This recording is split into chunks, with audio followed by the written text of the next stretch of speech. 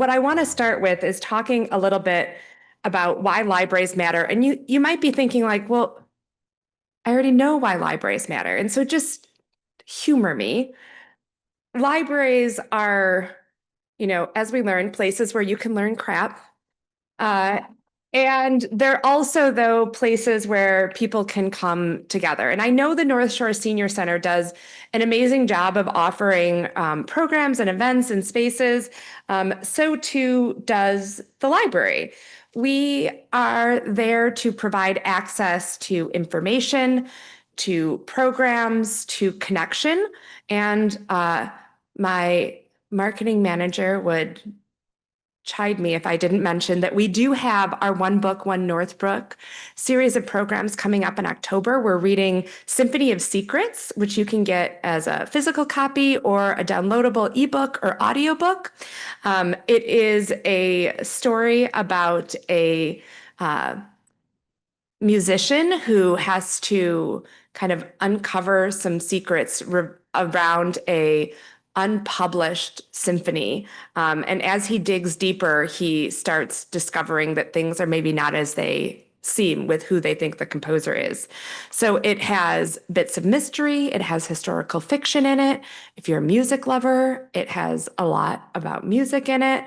We're doing a whole series of programs, and we'll have some concerts, we'll have book discussions, no technology classes on One Book, but we do offer a number of other programs, and I hope you'll join us. I have some stuff out on the table that tells you more if you want to learn more about our One Book, One Northbrook community-wide read. But the library is here, as you can see here, to provide access to a lot of different ways of looking at the world. We also think that it's really important to give people access to materials. Now, I think everyone here, hopefully, if you were to say, like, what does the library have? What's the first thing that pops into your head? Books, right? That's our bread and butter, our if you will, and that is what libraries are known for. But libraries have really been expanding what we are about.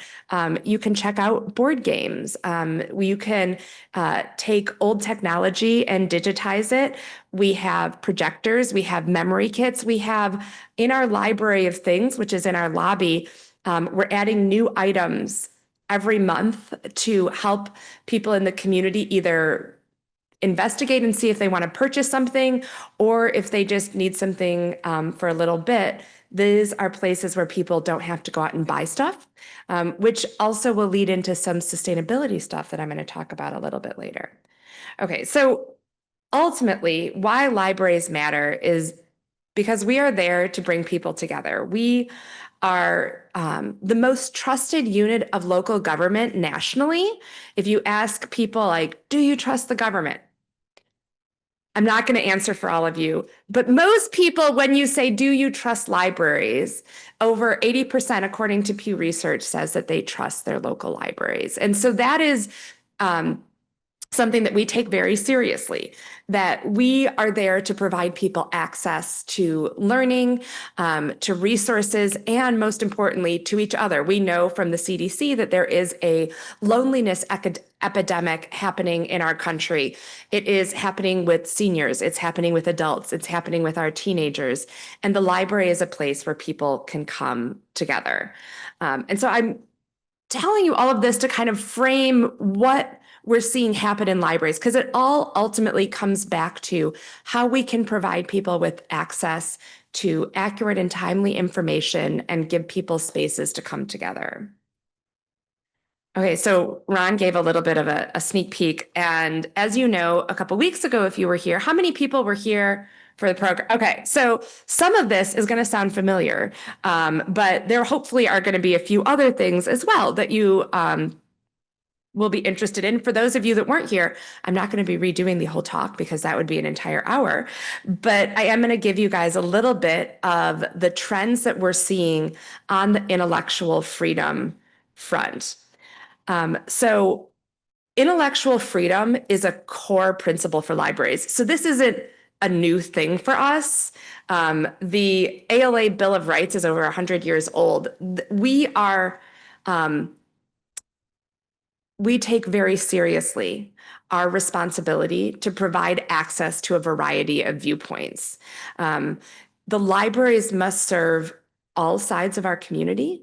The library is here to defend the right to access the materials and ideas that you're interested in, even unpopular ones. I made a joke 2 weeks ago about like cats and dogs, and I'm a cat person. And, so this week I'm going to just mention I'm not a sports person, and I'm not a huge fan of football. And don't tell my husband. He loves his Detroit Lions. But I personally would never willingly check out a book about football or a book about a football player. I personally don't like the sport. I think it does a lot of injury. That is my personal feeling. We absolutely have books on football on our shelves in the library. You can learn about the Detroit Lions or the Chicago Bears. Because I don't do sports, I cannot name any other teams, but there's a bunch of other teams and players that play. So libraries are one of the few remaining spaces where we can gather around ideas and disagree respectfully and still belong to the same community. So with each thing that I'm going to be talking about today, I'm going to be sharing some of the challenges and some of the positive aspects of the trends we're seeing in libraries. So one of the challenges that we're experiencing is censorship attempts and book bans are rising dramatically. And ALA, which is the American Library Association, tracked 821 attempts to censor library materials in 2024. Now, in 2023, there were over 1,200 attempts. But there were over 2,000 unique items that were challenged last year. This is the third highest number since they began monitoring it 40 years ago. This is happening not because individuals in the community are like, oh, I don't like those football books. This is happening because of national groups that are targeting our school and public libraries. And it started with the school libraries. And then they were like, well, we're good. Public libraries, we know that that's different. Of course, that was not true. They are now targeting public libraries. This is just I did the thing again where I'm not doing that because I have sorry, I'm not doing a good job of advancing slides. This is a list of some of the groups that are nationally or state organized. These groups are focused on getting items out of libraries. They say that they only want to have parental rights, but what they're actually trying to do is prevent everyone from having access to that information. And this is something that they have gained a lot of success in a number of states. Florida being the top one, they have actually gotten legislation passed, which is really unfortunate because then the students in those schools and the people that go to the public libraries cannot find those items on the shelf and they can't access it. Now, whether they agree or disagree, those are things that people should have access to. And they are things that it is important for us as a democratic society to be able to read and engage with things we disagree with. And so these groups are seeking to stop that. And unfortunately, they are not doing this in a silo. 72% of the pressure to ban or challenge books comes from these national and statewide groups and from units of government. So it means library boards and state legislatures. We haven't seen anything at the federal level yet, but we know that this is something that we have to be vigilant about. You can see here the number of green. There's only 5 little green people there. That's the number of individual patrons making challenges for 1 or 2 items. That's what we used to see because people are allowed to. I had my first book challenge when I was working at the Messenger Public Library of North Aurora. It was a graphic novel, and in it, it had uh, a little kid. He was like 5 in the book, taking a bath with his father. It's a Japanese book. In Japanese culture, that is very common for young children to take baths with their parents. Nothing inappropriate was shown, but the person found it very objectionable.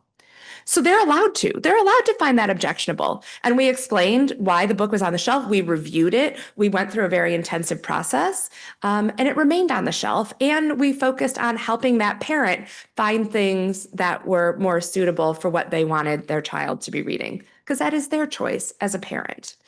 Um, so what we are seeing is this national kind of takeover of um, of libraries and of schools. And these groups are seeking to get people elected onto their local school boards, onto their local library boards, onto their local village boards, onto their state legislature.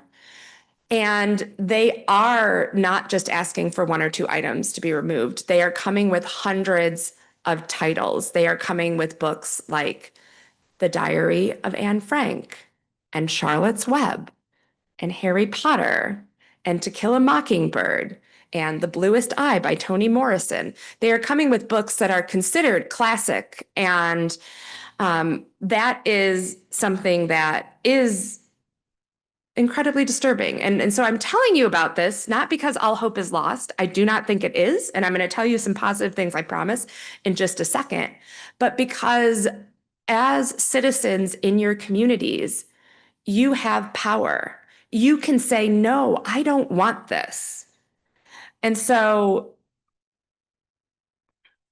one of the things that, that's not right. Oh, okay. I must have moved my slides around. Okay.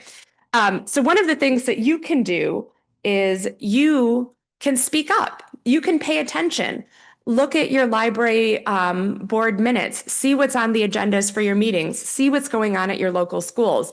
Send information to your state and federal legislators about how important it is to not restrict access to materials. And so those are all things that you as an individual can do. But there are some really positive things happening at the state level as well.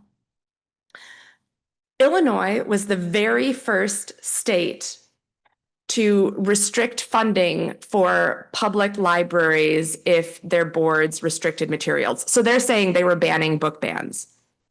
That's a much catchier headline.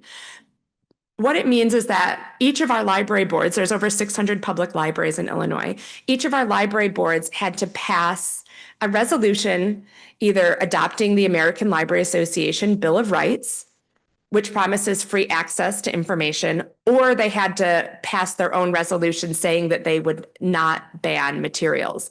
And if they do that, then you have the ability to get grants from the state. If you refuse to do that, and some libraries in the state have, then you no longer have access to that grant funding or that state funding for your library.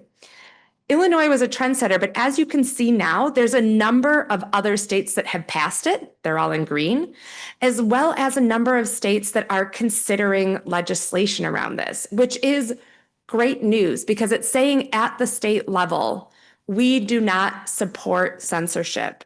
We are for intellectual freedom. Now, the things that people are trying to ban, if I can talk, that would be even better, is, now my other thing isn't, sorry, my computer decided it just wanted to stop behaving, and I'm not sure why.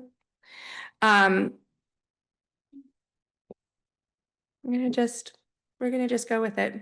I love when I test all my technology and then it doesn't quite work the way it's supposed to.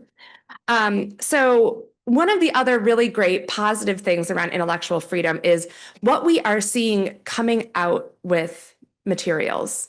We are seeing a much wider array of materials. We're seeing books, not just for children, although this is what I am showing here.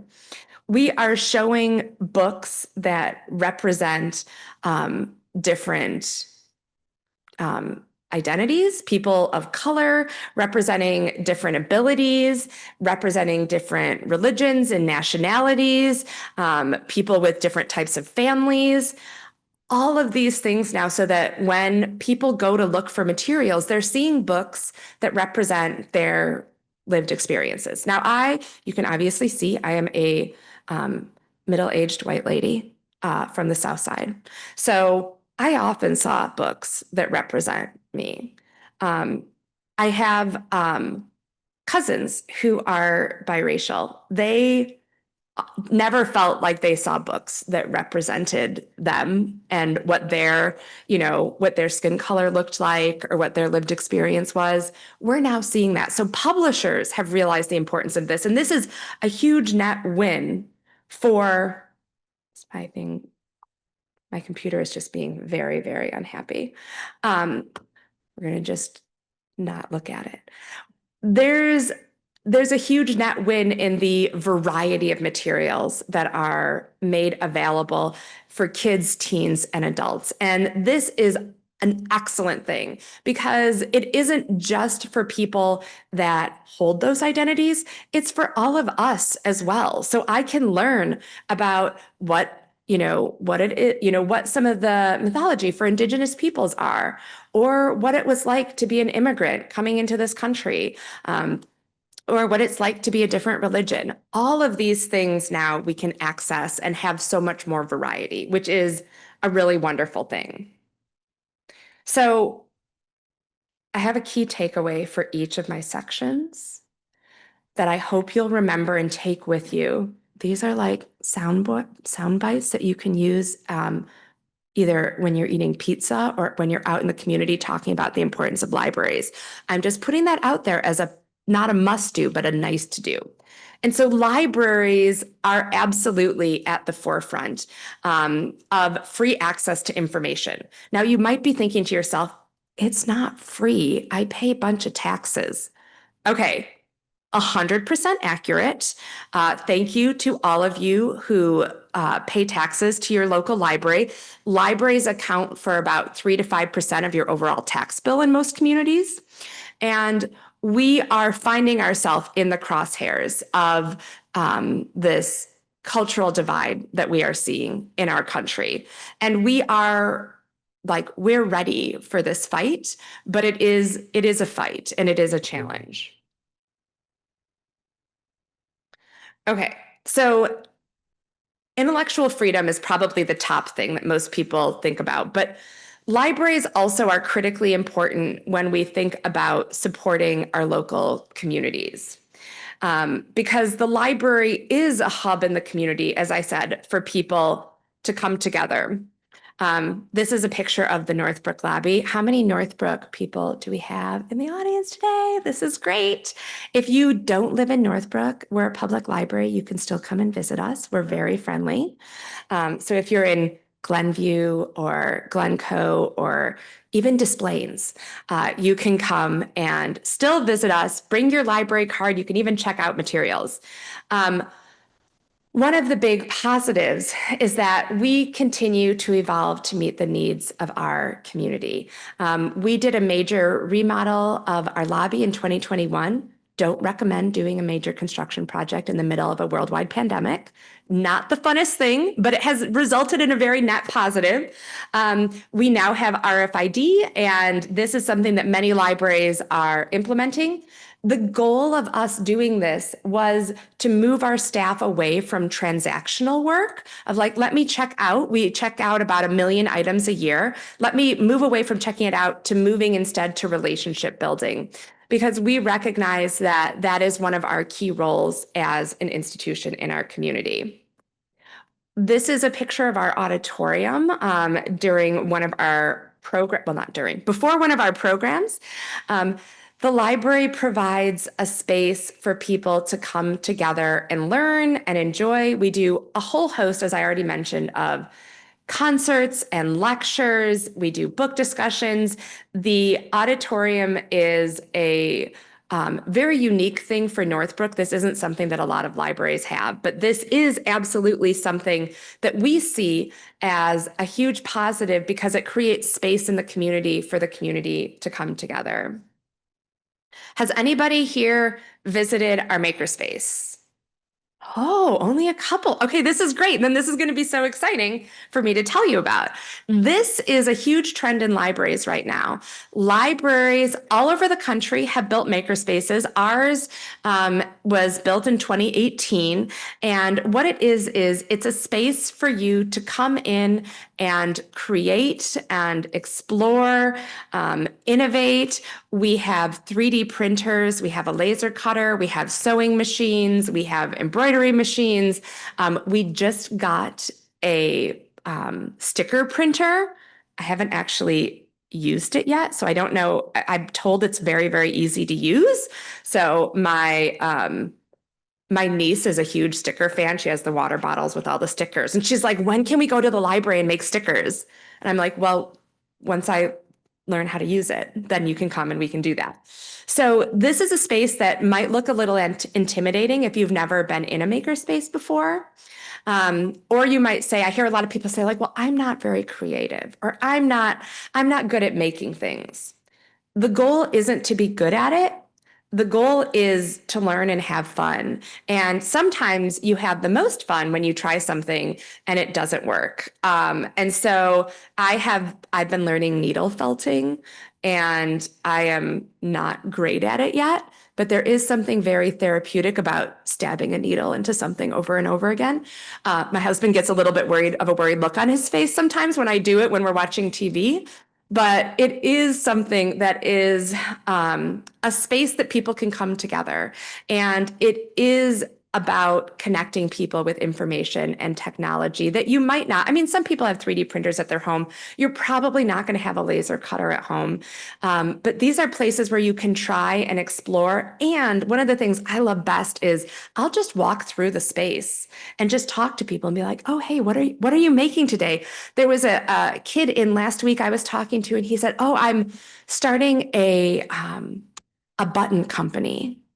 I'm like, awesome. I'm like, what grade are you in? He's like, I'm in sixth grade. And he's like, I'm making custom buttons for my friends and have decided to open it up and sell it to other classmates. I'm like, oh, how much are you charging for a button?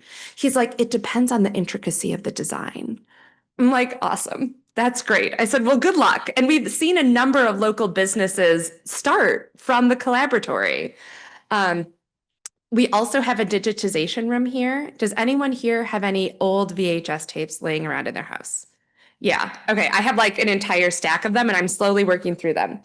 We have a digitization room that allows you to transfer that old media into a digital format so you can share it. So I have gone through and I have scanned all of our family photos. My mother was the eldest of 10 children. And so there was a lot of arguing about who got what photos. And I'm like, we can fix this by simply scanning them and giving everyone all the photos, which is what we did. And so libraries are a space that you can come and you can make. I encourage all of you to come and visit our collaboratory, which is what we call our makerspace. Glenview also has a makerspace. Winnetka also has a makerspace. So we are not the only library in the area. This is very much, though, one of the biggest trends that we're seeing in libraries right now. We also have meeting rooms that people can rent. And so maybe you're part of a homeowners association, or we have our Seniors Enjoying Life group that comes almost weekly and checks out our meeting rooms and does programs in them. So in addition to the over 1,000 programs we do every year, people can reserve our spaces. As you can see up here, we have our main Pollock room with all of the chairs set up for a lecture.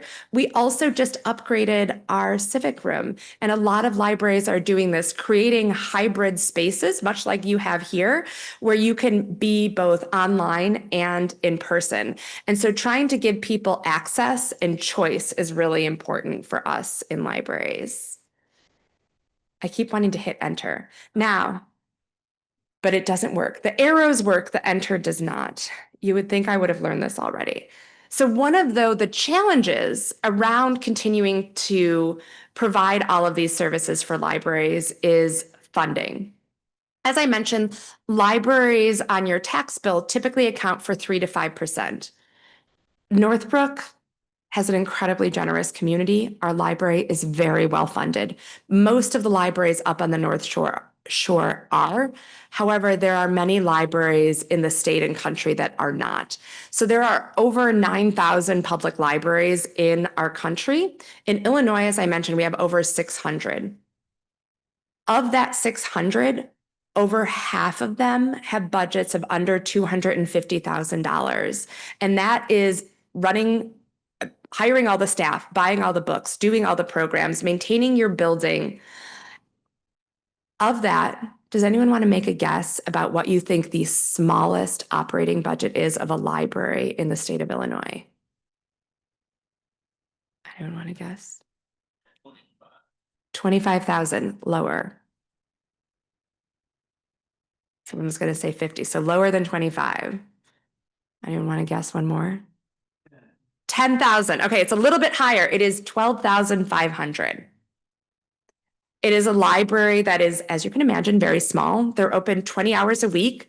They have one part-time person that is the director, that checks out all the books, that does the story time, that helps the board, that purchases all the materials, that has to maintain the building, and they're paid minimum wage. So these are things that are a universal challenge in libraries. One of the other challenges is that the Institute of Museum and Library Services, which is the federal organization that provides money to the states and who then in turn provide money to the local libraries, has gotten rid of all of their funding, and they're trying to close the office of the Institute of Museum and Library Services. So for this year, they're typically IMLS spends about $700 million a year. And in Illinois, that goes to the state library, and then it goes to our library systems. Our library systems use it to pay for things like delivery. Has anyone here ever put a book on hold? Okay, great. If you have put a book on hold, then you have been the recipient of some federal funding, because the money that we use from the library system uses the money to provide delivery amongst all of the libraries, both school, special, and academic and public libraries in the state. That money comes federally. We also receive some state funding. With that money cut off, the state is going to have to find other money, or we're going to have to start chipping in, which means taking money from one bucket and putting it in another. Meaning it will be harder to do things for libraries that don't have things like maker spaces to add those. Another big challenge in terms of providing that role as a community center in our communities is safety. We as a library have faced increasing safety threats, and unfortunately, this is a trend. I hate that this is a trend across libraries in the nation. So just to give you a peek behind the curtain, if it were, in the last 2 years, we have dealt with people phoning in bomb threats to the library, threatening to storm the library because they were unhappy with some of the programs we were offering or the room bookings that we were offering. There have been people that have come and threatened staff at the service desk that we've had to have police escort out. We've had people follow staff out to the parking lot to try and accost them, that we've had to take out and get restraining orders on. And these are all commonplace now. Libraries are the only building,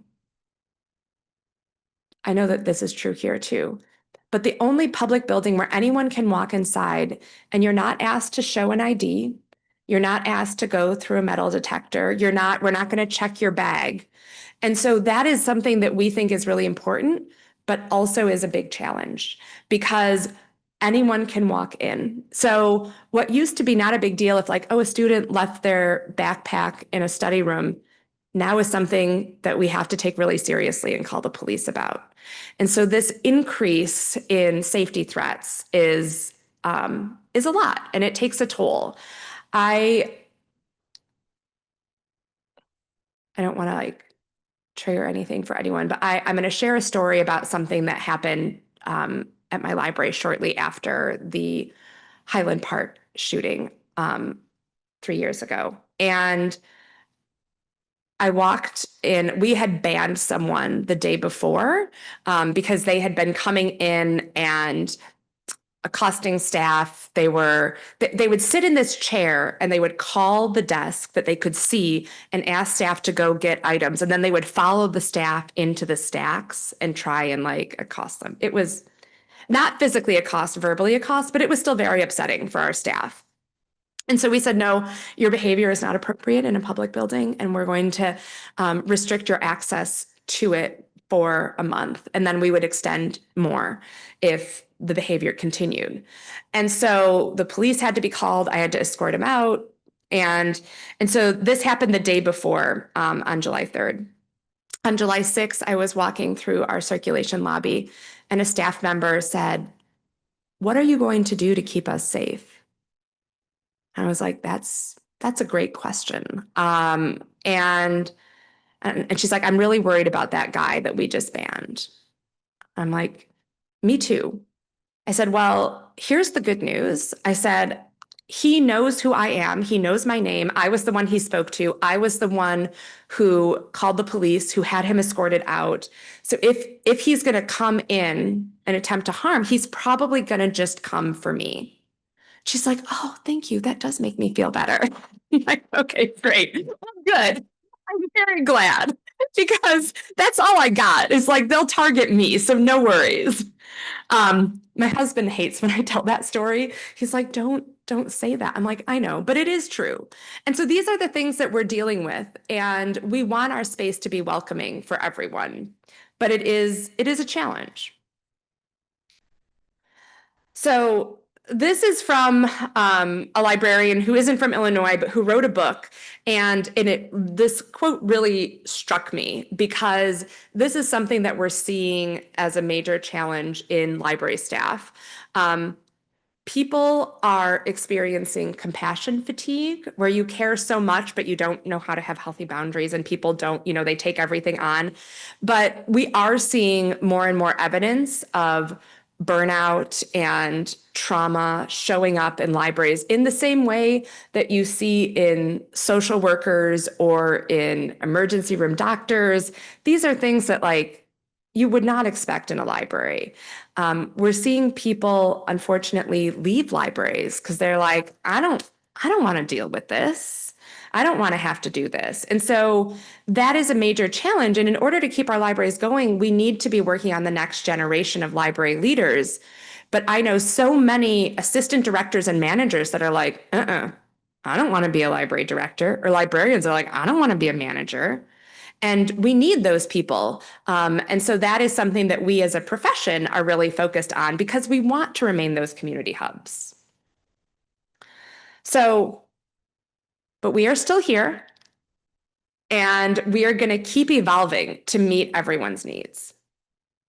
Okay, so technology, and I forget the name of the guy who's in Brazil. What's the name of the Patrick? And I know he was talking when I was here 2 weeks ago about some technology stuff. Technology is a huge piece of what libraries are doing. This is not really a trend. I'm cheating because libraries have always been on the forefront of helping people access technology.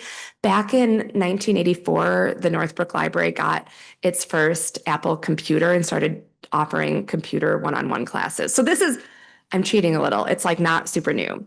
So some of the positives, we offer a ton of classes and programs and ways for people to learn about technology, which is incredibly important to learn about the software. We also have access to ebooks. We have audiobooks, magazines. Canopy is our video streaming service that we have, which is so fantastic and is so widely used. It accounts for about 15% of our overall circulation. People always want to know, well, how are ebooks now checked out more than physical books? No, not even close. Now, audiobooks, those now account for about 80% of our audiobook checkouts. But there's also a downside. And this is unfortunately one of the trends we're seeing is the increase in usage of our e-materials, which we love and want people to have access to, but it comes at a cost. So we don't get to set the pricing. Most ebooks that people buy cost anywhere from $10 to $15 on average. For libraries, we're typically paying $60 to $100 for an ebook, and it typically has a restriction on how long we can own it for, usually 2 years, or how many checkouts. So after 26 checkouts, we have to buy another copy. I know, right? It's appalling. And the publishers are like, well, the libraries are stealing revenue. And I'm like, that's so funny because we spend as libraries over $1 billion a year on materials. It certainly sounds like we're stealing money from the publishers. And so this is something that libraries are grappling with. How do we keep up with the demand when the pricing is so inequitable? Because we can buy a book, for 25 bucks, and we usually get a discount on it and check it out 80 or 100 times. Now we're being restricted and we don't own the items the way that we do with physical items. So this is a trend that has been happening over the last decade, but is absolutely something that is really challenging for libraries as we face challenges with budgets and providing a wider variety of materials. So these are good services and we like offering them. But if you ever wonder, like, why is it taking so long for me to get my ebook? It's because in order for us to meet demand, the amount of money we would have to spend on, say, the newest James Patterson would be, thousands of dollars just for that one title. And we choose to have a wider variety of materials, even if it means people might have to wait a little longer for some of the ebooks. This is something that we're looking at getting. We're trying some new legislation in the state to try and get this issue addressed with publishers. I don't know, they have very strong lobbyists, but we're fingers crossed. So these are wonderful resources that we've seen boom, especially after the pandemic, but that libraries are challenged with the costs. AI. AI is something that is, some of my staff are very excited about it. Some of them think that it's, the end of the world. And I think it's a little bit of both.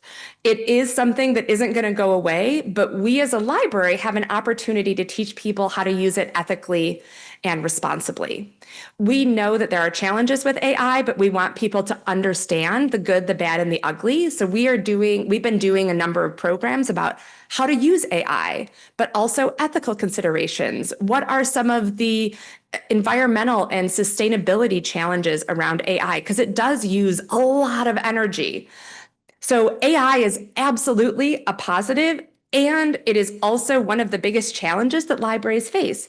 We hold patron privacy to be a core fundamental principle of libraries.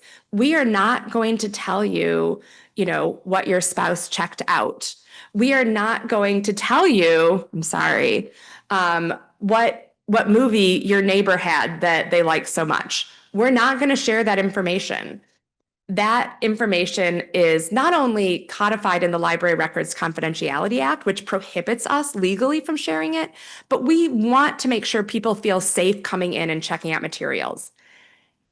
AI like ChatGPT takes data and uses it in ways that are not always ethical. And they're using it to train the models without asking permission. And this is something that absolutely should give us all pause for concern. And so we want to teach people how to use AI in a way that you're not giving up personally identifiable information or giving data that could then be sold on the dark web. So it is something that isn't going away and that we are committed to helping educate our communities on. And I think that we're going to be continuing to see challenges with it in the coming year. So as a reminder, technology is great, but just remember, if something is free and you're not paying for it, it's collecting something on you and it's going to be using it for something. So yes, it can be used for good, but it also can be used in a negative way. So one of our other main areas that libraries have really focused on and that the American Library Association has put as a key strategic priority for libraries nationally is around sustainability. I like to say libraries are the original recyclers because we were the ones that were like, yeah, let's buy this and then share it with a bunch of people over and over and over again. Even when we withdraw items from our shelves, we try and give them new life through our friend's book sale, through donating them to different organizations like Bernie's Book Bank. I know Glenview and Winnetka bring some of their books here to the North Shore Senior Center. We try and give books a new home so that we can extend their life. Many, many libraries are taking huge steps around energy efficiency, installing geothermal heating and solar panels. The Northbrook Library was built in 1969 with a major addition put on in 1999. We do not have these, but as we have been upgrading and updating different spaces in the library, we've been looking for opportunities to increase the energy efficiency of the building. There are still over 500 Carnegie libraries being used as libraries that are over 100 years old. These libraries are definitely trying to increase their sustainability efforts and reduce their carbon footprint, but there are also challenges with that. So this is something that libraries from a building perspective are absolutely looking at. Libraries are also looking at doing things like having seed libraries and tool libraries. We have our library of things so that people can try and check out stuff without having to keep buying and producing things that other people could share and use. These are things that, from a sustainability aspect, are absolutely net positives in what's going on in libraries. One of the big challenges, though, because I don't want to ignore that there is a tension within libraries, we have technology and we push technology and we want people to understand and use technology. And we also believe very strongly in sustainability efforts. And sometimes the two can feel like they're in conflict, right? Because if we're using and teaching people about AI and we know that things like ChatGPT are using massive amounts of water in their in their data centers to cool the machines, how is that sustainable? And so this is one of the things that libraries grapple with. How can we both provide information and do so in an ethically and sustainable manner? And so I don't have the answers on that. This is something we talk about a lot, but is something that many libraries are talking about. But it is really important, I think, to try and do both and to recognize that we are seeking progress, not perfection. And that is, I think, one of the things that makes libraries so successful is we're not trying to get everything perfect. We're just trying to move the needle forward a little bit. And that is absolutely what we've been doing at our library around sustainability. We've been changing out all of our lights to LED lighting, which not only reduces the energy, but it also reduces the maintenance staff having to climb up and down on ladders more frequently because the lights last longer. So it's also safer and reduces the staff workload. We do composting at the library. We recycle, as I mentioned, with our books. Anytime we do a building project, we look and we say, what can we do to increase our energy efficiency, even if it's just a little bit? We would love to, if we were building a new building like the Techni Prairie Activity Center, we could absolutely do all of the things and make it a net, neutral energy building. We do not have that luxury. So we are taking our existing building and rather than tearing that down, there's no plans to do that. We love the building. It's not going anywhere. We want to see what energy efficiencies we can do. And many, many libraries are doing the same thing. And so we have to balance, and we do, the stewardship of the planet, which we believe very strongly in, as well as the stewardship of knowledge. So with all of this that I've talked about, with the intellectual freedom, with the library being a community, playing a community role, and I didn't say those words right, with the community role in libraries, with technology and with sustainability, it all comes down to being a balancing act. What libraries do, everything we do has a positive and a negative. It is something that we are constantly looking at and thinking about how we can meet the needs of our community. We love hearing from all of you. So please, if you've given feedback before, please don't stop. It is so helpful to make sure we're on the right track with what we're offering. But ultimately, libraries have succeeded for as long as they have because we are good at balancing and evolving to meet the continued needs. I was reading a couple years ago this article about audiobooks. So audiobooks first started becoming a thing, even existing in the 1960s. And there were so many articles that was like, this is the downfall of reading.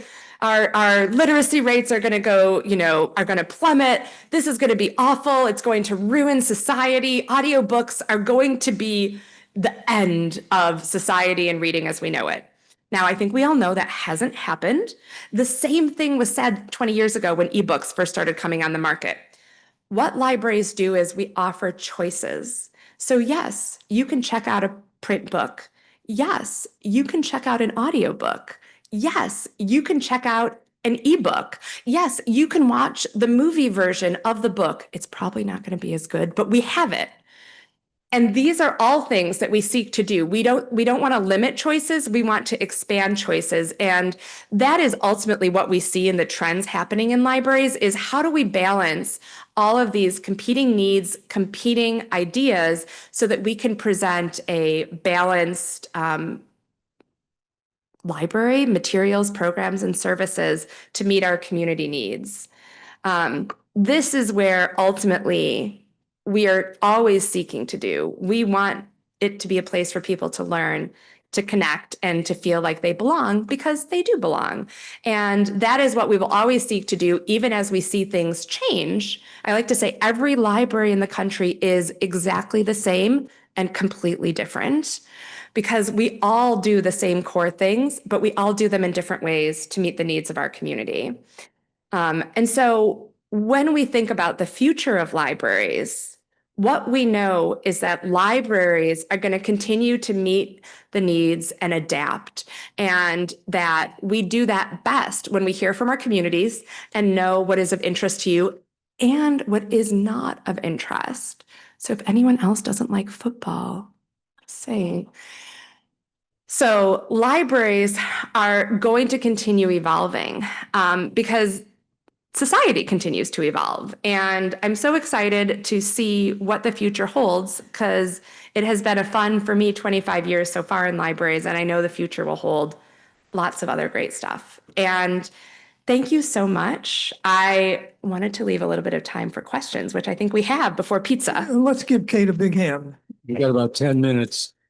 Yeah, we're captive audiences to pizza, which is kind of crazy. I mean, from the ridiculous pizza's to the delicious. sublime. I generally have been credited with asking some excellent questions. I've never known you to not ask an excellent Right. question. I look forward to hearing what it is today. Sometimes I know- money, though. I know you lost your laptop. I did. It just, yeah, Yeah, you didn't need it, because your content was wonderful. okay, well, thank you. I just want Thank you you to- for some quotes, some statistics that I didn't get to. Unfortunately, you answered two of the three questions I had, so. I'm just to the that good, audience. Ron. I'm just that good. I'll have, if I've there's got one one, up I'll here. give the one that. Ron, I've got one over here. Go ahead. You be the one with the mic on that side. How about over here? Okay. Well, you mentioned one of the books that they want to ban is the Diary of Anne Frank. Yeah. And a lot of that is only because they also are what we call Holocaust deniers. And they know that the book has to do with the Holocaust. And they don't think that it actually happened. They think it was all propaganda and it's all a bunch of crap because obviously it did happen. But anyway, that was one of the reasons why they wanted to. And unfortunately, that is 100% true. They try to say it's not because of that, though. They try to be like, well, the content isn't suitable for children. I mean, also, I would say that what happened to children during the Holocaust wasn't suitable for children. So I get a little spicy about this, but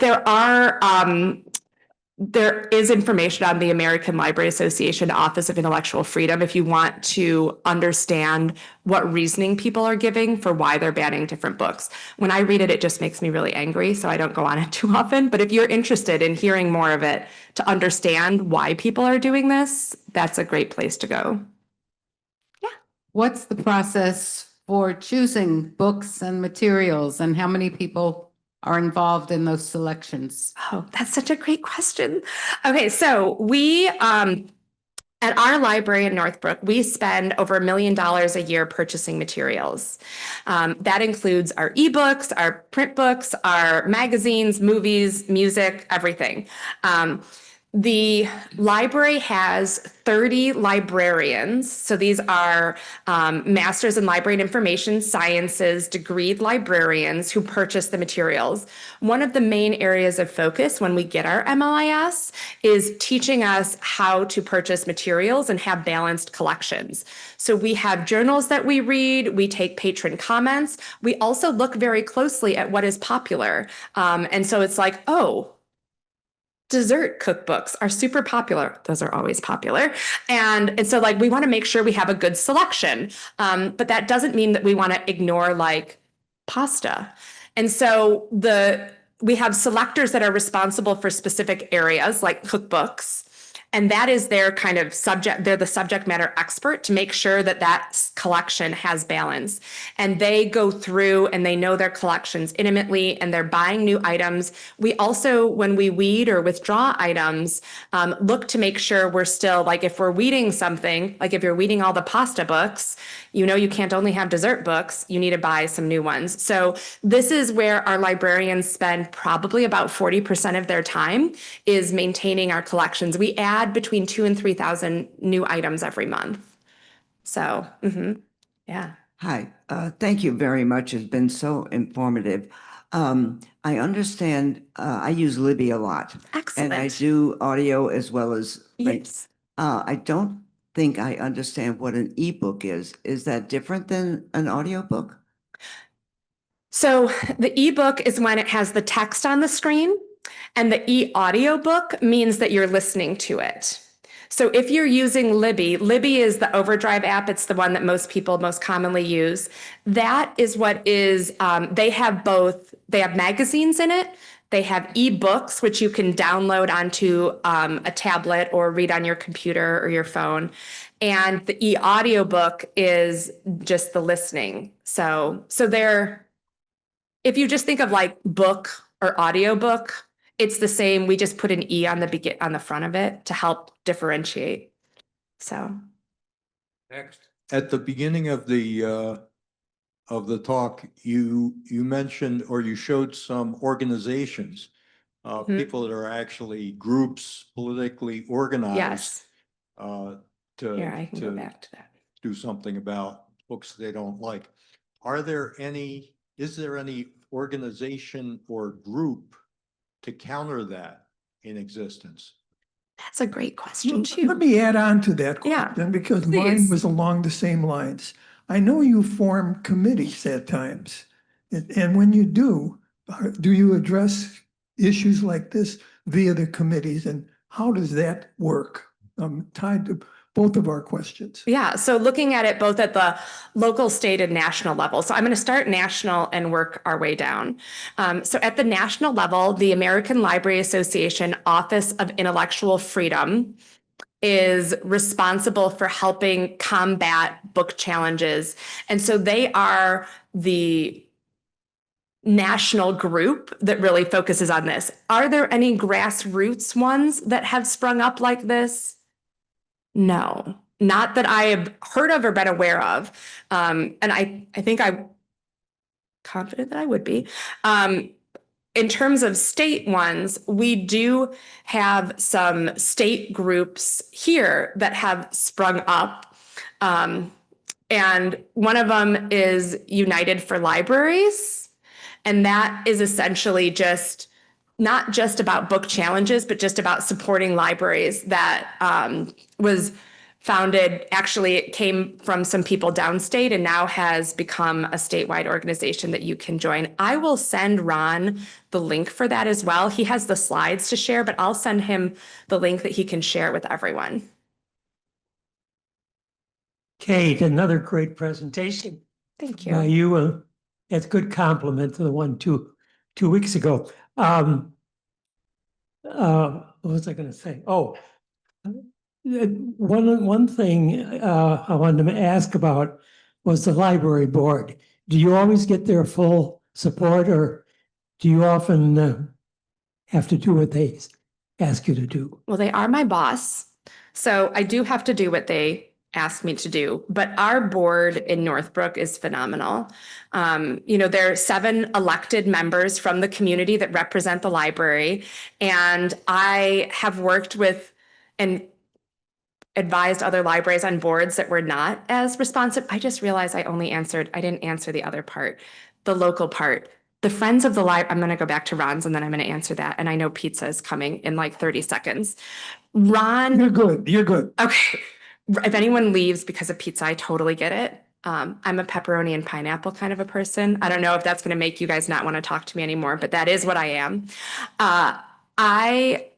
Our Friends of the Library group is instrumental in our community in helping push back against book challenges and against people that want to restrict access. And so if you are interested at the local level in becoming more involved in helping that, the Friends of the Library is a great group to join. They share information, and then sometimes we'll reach out to them if we know that people are unhappy about something, and they'll come to the board meetings, speak out about intellectual freedom and against censorship. So local level, that is what happens. In terms, now I forgot the other part of your question. The board, thank you. Yeah, our board is so fantastic. Please vote. That is one of the most important things, that these groups are getting access. Like this happened at Niles Library a few years ago, but this happens because people aren't voting and they're able to get people onto these boards and take over the boards. Our board is wonderful and I would love to keep it that way. And do I always agree with everything? Well, no, because I'm human, but they have never done anything or made any decisions that were fundamentally opposed to core principles of libraries. And so we're very, very lucky. You're welcome to come to a board meeting. They're public. You can come and join us. All right. I think there's maybe one more and I'm happy to stay after if you guys have additional questions. We've got pepperoni, no pineapple. Yeah, bring your own pineapple. You have the 3D printers. Yes. When people go to use them, do you ask them what they're going to use it for? Because many times guns are made with 3D printers. So this is where our policies are incredibly important. We have in our 3D printing policy a restriction on any weapons. So weapons are not allowed to be made on our 3D printers, and staff review all of the 3D. No one prints directly. The staff, you submit your item to be printed and staff prints it. So staff touches every single digital thing. And so that would never happen. Yeah. Kate, very informative. Thank you all for so coming. much. I'm Thank glad you you. can stay for Yeah, a piece of pizza and any questions that someone may have. that sounds great. Thank you.